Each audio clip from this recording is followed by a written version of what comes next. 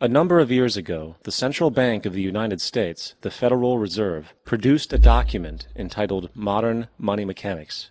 This publication detailed the institutionalized practice of money creation as utilized by the Federal Reserve and the web of global commercial banks it supports. On the opening page, the document states its objective. The purpose of this booklet is to describe the basic process of money creation in a fractional reserve banking system. It then proceeds to describe this fractional reserve process through various banking terminology, a translation of which goes something like this. The United States government decides it needs some money, so it calls up the Federal Reserve and requests, say, $10 billion. The Fed replies, saying, sure, we'll buy $10 billion in government bonds from you. So the government takes some pieces of paper, paints some official-looking designs on them, and calls them treasury bonds. Then it puts a value on these bonds to the sum of $10 billion and sends them over to the Fed. In turn, the people at the Fed draw up a bunch of impressive pieces of paper themselves, only this time calling them Federal Reserve notes, also designating a value of $10 billion to the Fed. The Fed then takes these notes and trades them for the bonds. Once this exchange is complete, the government then takes the $10 billion in Federal Reserve notes and deposits it into a bank account. And upon this deposit, the paper notes officially become legal tender money, adding $10 billion to the U.S. money supply. And there it is. $10 billion in new money has been created. Of course, this example is a generalization, for, in reality, this transaction would occur electronically, with no paper used at all. In fact, only 3% of the U.S. money supply exists in physical currency. The other 97% essentially exists in computers alone. Now, government bonds are, by design, instruments of debt. And when the Fed purchases these bonds, with money it essentially created out of thin air, the government is actually promising to pay back that money to the Fed. In other words, the money was created out of debt. This mind-numbing paradox of how money or value can be created out of debt or a liability will become more clear as we further this exercise. So, the exchange has been made and now $10 billion sits in a commercial bank account. Here's where it gets really interesting. For as based on the fractional reserve practice, that $10 billion deposit instantly becomes part of the bank's reserves, just as all deposits do. And regarding reserve requirements, as stated in modern money mechanics, a bank must maintain legally required reserves equal to a prescribed percentage of its deposits. It then quantifies this by stating, under current regulations, the reserve requirement against most transaction accounts is 10%. This means that with a $10 billion deposit, 10% or $1 billion is held as the required reserve, while the other $9 billion is considered an excessive reserve and can be used as the basis for new loans. Now, it is logical to assume that this $9 billion is literally coming out of the existing $10 billion deposit. However, this is actually not the case. What really happens is that the $9 billion is simply created out of thin air on top of the existing $10 billion deposit. This is how the money supply is expanded. As stated in modern money mechanics, of course they, the banks, do not really pay out loans from the money they receive as deposits. If they did this, no additional money would be created. What they do when they make loans is to accept promissory notes, loan contracts, in exchange for credits, money, to the borrower's transaction accounts. In other words, the $9 billion can be created out of nothing simply because there is a demand for such a loan and that there is a $10 billion deposit to satisfy the reserve requirements. Now, let's assume that somebody walks into this bank and borrows the newly available $9 billion. They will then most likely take that money and deposit it into their own bank account.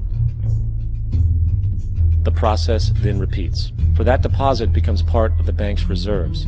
10% is isolated, and in turn 90% of the $9 billion, or $8.1 billion, is now available as newly created money for more loans. And of course, that 8.1 can be loaned out and redeposited, creating an additional 7.2 billion to 6.5 billion to 5.9 billion, etc. This deposit money creation loan cycle can technically go on to infinity. The average mathematical result is that about $90 billion can be created on top of the original $10 billion. In other words, for every deposit that ever occurs in the banking system, about 9 times that amount can be created out of thin air. Money jitters?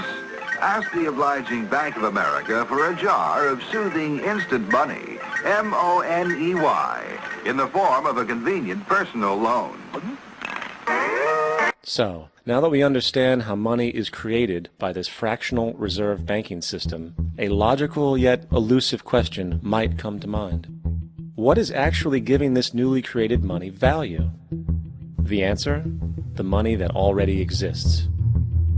The new money essentially steals value from the existing money supply. For the total pool of money is being increased irrespective to demand for goods and services. And as supply and demand finds equilibrium, prices rise, diminishing the purchasing power of each individual dollar. This is generally referred to as inflation, and inflation is essentially a hidden tax on the public. What is the advice that you generally get? And that is inflate the currency. They don't say debase the currency. They don't say devalue the currency. They don't say cheat the people who are saved. They say lower the interest rates. The real deception is when we distort the value of money. When we create money out of thin air, we have no savings, yet there's so-called capital. So my question boils down to this: how in the world can we expect to solve the problems of inflation, that is, the increase in the supply of money, with more inflation? Of course, it can't. The fractional reserve system of monetary expansion is inherently inflationary. For the act of expanding the money supply, without there being a proportional expansion of goods and services in the economy, will always debase a currency. In fact, a quick glance at the historical values of the US dollar versus the money supply reflects this point definitively, for the inverse relationship is obvious. $1 in 1913 required $21.60 in 2007 to match value. That is a 96% devaluation since the Federal Reserve came into existence. Now, if this reality of inherent and perpetual inflation seems absurd and economically self-defeating, hold that thought, for absurdity is an understatement in regard to how our financial system really operates. For in our financial system, money is debt. And debt is money. Here is a chart of the U.S. money supply from 1950 to 2006. Here is a chart of the U.S. national debt for the same period. How interesting it is that the trends are virtually the same. For the more money there is, the more debt there is. The more debt there is, the more money there is. To put it a different way, every single dollar in your wallet is owed to somebody by somebody. For remember, the only way the money can come into existence is from loans. Therefore, if everyone in the country were able to pay off all debts, including the government, there would not be $1 in circulation.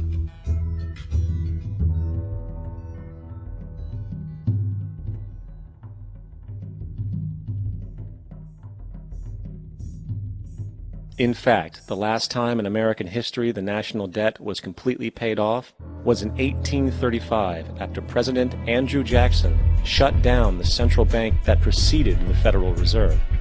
In fact, Jackson's entire political platform essentially revolved around his commitment to shut down the central bank, stating at one point, "The bold efforts the present bank has made to control the government are but premonitions of the fate that awaits the American people, should they be deluded into a perpetuation of this institution or the establishment of another like it." Unfortunately, his message was short-lived, and the international bankers succeeded to install another central bank in 1913, the Federal Reserve. And as long as this institution exists, perpetual debt is guaranteed. Now, so far we have discussed the reality that money is created out of debt, through loans. These loans are based on a bank's reserves, and reserves are derived from deposits. And through this fractional reserve system, any one deposit can create 9 times its original value. in turn debasing the existing money supply, raising prices in society. And since all this money is created out of debt and circulated randomly through commerce, people become detached from their original debt, and a disequilibrium exists where people are forced to compete for labor in order to pool enough money out of the money supply to cover their costs of living.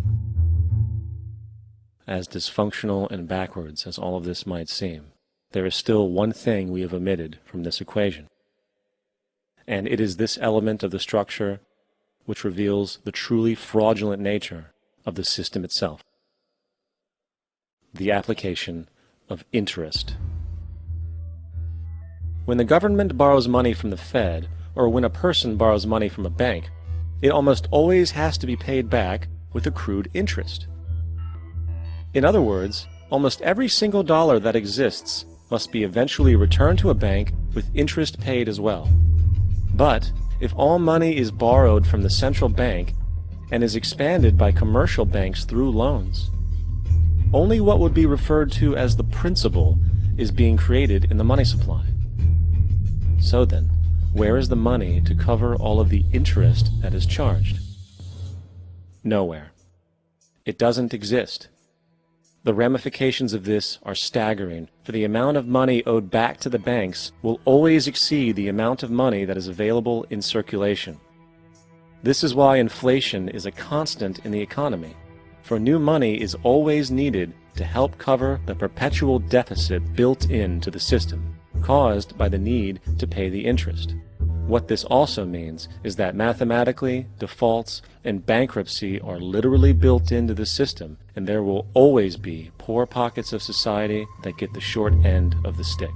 An analogy would be a game of musical chairs, for once the music stops, somebody is left out to dry. And that's the point. It invariably transfers true wealth from the individual to the banks. For if you are unable to pay for your mortgage, they will take your property. This is particularly enraging when you realize that not only is such a default inevitable due to the fractional reserve practice, but also because of the fact that the money that the bank loaned to you didn't even legally exist in the first place. In 1969, there was a Minnesota court case involving a man named Jerome Daly, who was challenging the foreclosure of his home by the bank which provided the loan to purchase it. His argument was that the mortgage contract required both parties, being he and the bank, each put up a legitimate form of property for the exchange. In legal language, this is called consideration. Mr. Daly explained that the money was, in fact, not the property of the bank, for it was created out of nothing as soon as the loan agreement was signed. Remember what modern money mechanics stated about loans? What they do when they make loans is to accept promissory notes in exchange for credits. Reserves are unchanged by the loan transactions, but deposit credits constitute new additions to the total deposits of the banking system. In other words, the money doesn't come out of their existing assets. The bank is simply inventing it, putting up nothing of its own, except for a theoretical liability on paper. As the court case progressed, the bank's president, Mr. Morgan, took the stand, and in the judge's personal memorandum, he recalled that the plaintiff, bank's president, admitted that, in combination with the Federal Reserve Bank, did create the money and credit upon its books by bookkeeping entry. The money and credit first came into existence when they created it. Mr. Morgan admitted that no United States law or statute existed which gave him the right to do this. A lawful consideration must exist and be tendered to support the note. The jury found that there was no lawful consideration, and I agree. He also poetically added, "Only God can create something of value out of nothing." And upon this revelation, the court rejected the bank's claim for foreclosure, and Daly kept his home. The implications of this court decision are immense. For every time you borrow money from a bank, whether it is a mortgage loan or a credit card charge, the money given to you is not only counterfeit, it is an illegitimate form of consideration, and hence voids the contract to repay, for the bank never had the money as property to begin with. Unfortunately, such legal realizations are suppressed and ignored, and the game of perpetual wealth transfer and perpetual debt continues. And this brings us to the ultimate question: why? During the American Civil War, President Lincoln bypassed the high-interest loans offered by the European banks and decided to do what the Founding Fathers advocated, which was to create an independent and inherently debt-free currency. It was called the greenback. Shortly after this measure was taken, an internal document circulated between private British and American banking interests stated, "Slavery is but the owning of labor, and carries with it the care of laborers, while the European plan is that capital shall control labor by controlling wages. This can be done by controlling the money. It will not do to allow the greenback, as we cannot control that." The fractional reserve policy perpetrated by the Federal Reserve, which has spread in practice to the great majority of banks in the world, is, in fact, a system of modern slavery. Think about it. Money is created out of debt. And what do people do when they are in debt? They submit to employment to pay it off. But if money can only be created out of loans, how can society ever be debt-free? It can't. And that's the point. And it is the fear of losing assets coupled with the struggle to keep up with the perpetual debt and inflation inherent in the system, compounded by the inescapable scarcity within the money supply itself, created by the interest that can never be repaid, that keeps the wage slave in line, running on the hamster wheel with millions of others, in effect powering an empire that truly benefits only the elite at the top of the pyramid. For, at the end of the day, who are you really working for? The banks. Money is created in a bank and invariably ends up in a bank. They are the true masters, along with the corporations and governments they support. Physical slavery requires people to be housed and fed. Economic slavery requires people to feed and house themselves. It is one of the most ingenious scams for social manipulation ever created, and at its core, it is an invisible war against the population. Debt is the weapon used to conquer and enslave societies, and interest is its prime ammunition. And as the majority walks around oblivious to this reality, the banks, in collusion with governments and corporations, continue to perfect and expand their tactics of economic warfare, spawning new bases, such as the World Bank and International Monetary